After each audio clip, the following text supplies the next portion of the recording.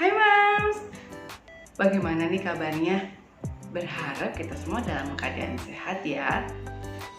Pada video sebelumnya, saya telah berbagi mengenai anak saya yang berusia 18 bulan telah mampu melakukan hal-hal sederhana secara mandiri, seperti membuang sampah dan menaruh pakaian pada tempatnya, melepas sendal dan menaruhnya kembali pada tempatnya, serta merapikan mainan setelah dipakai.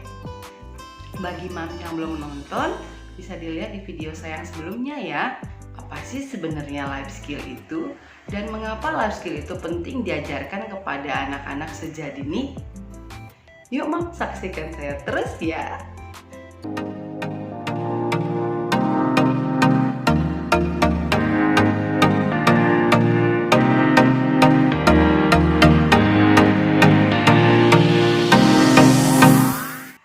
Dari pengertian life skill dapat kita ketahui ya mams, mengapa kita mengajarkan life skill sejak dini kepada anak-anak, agar kita dapat membekali mereka untuk mereka dapat melanjutkan pendidikan dan kehidupan di masa yang akan datang.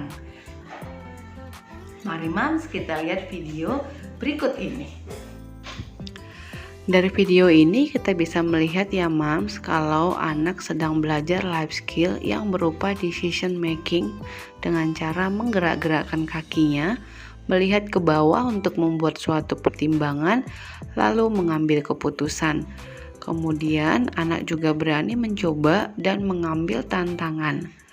Nah, kita bisa melihat dengan si anak belajar mandiri untuk turun dari tempat tidur, secara tidak langsung anak juga akan belajar beberapa life skill sejak dini pula.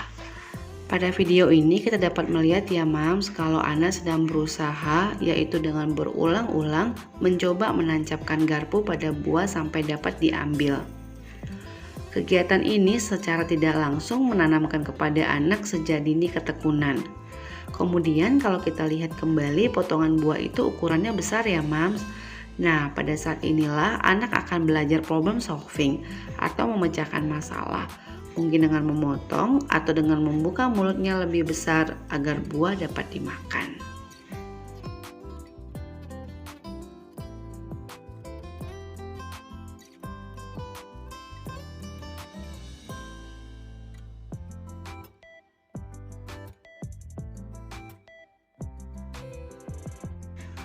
Sekarang kita masuk pada ilustrasi ya mams. Bagaimana jika kedua hal ini dimiliki oleh anak kita? Secara akademis, anak unggul memiliki nilai akademik atau pencapaian belajarnya yang baik. Tidak hanya itu saja, mungkin anak kita juga memiliki keterampilan lain, seperti kemampuan bahasa, digital marketing, dan lain-lain. Di samping itu pula, anak dibekali dengan keterampilan hidup atau life skill, seperti anak dapat berempati, bekerja sama, membuat keputusan, berpikir kritis, dan lain-lain. Jika kedua hal ini dimiliki oleh anak, maka life skill itu akan menunjang hard skills yang dimiliki oleh si anak. Contoh, kebayang nggak mams kalau anak kita secara hard skill baik tapi tidak bisa bekerja sama atau berkolaborasi? Atau anak kita memiliki hard skill tapi tidak berani mengambil tantangan. Tentunya hard skill yang dimiliki tadi tidak akan dapat mewujudkan impiannya. Di samping itu juga life skill menjadi pembeda mereka dengan orang lain. Beberapa life skill yang pernah saya ajarkan kepada anak-anak di rumah seperti merapikan mainan, merapikan tempat tidur, menyiapkan seragam sekolah, makan sendiri, membuang sampah, dan masih banyak. Tips dari saya di dalam mengajari anak-anak life skill, kita seperti menanamkan kebiasaan baik ya mam. Dengan sabar kita harus mengulang-ulang kepada mereka, karena di dalam proses itu mereka tidak langsung bisa. Tetapi dengan kesabaran kita itu akan membuat mereka berani mencoba, tidak takut salah, dan kita juga sejak dini menanamkan ketekunan kepada anak-anak.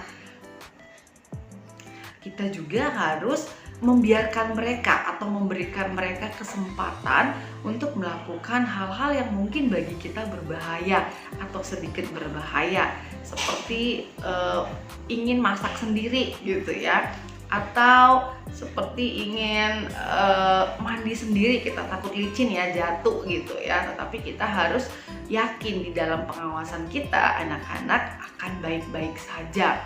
Dan kita juga harus siap repot ketika mungkin mereka makan, makanannya jatuh gitu ya, lalu lengket, terus kotor. Nah, kita harus siap merapikan dan membersihkannya.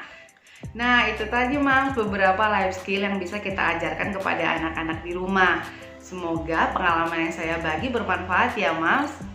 Jangan lupa saksikan saya terus di video selanjutnya. Bye-bye!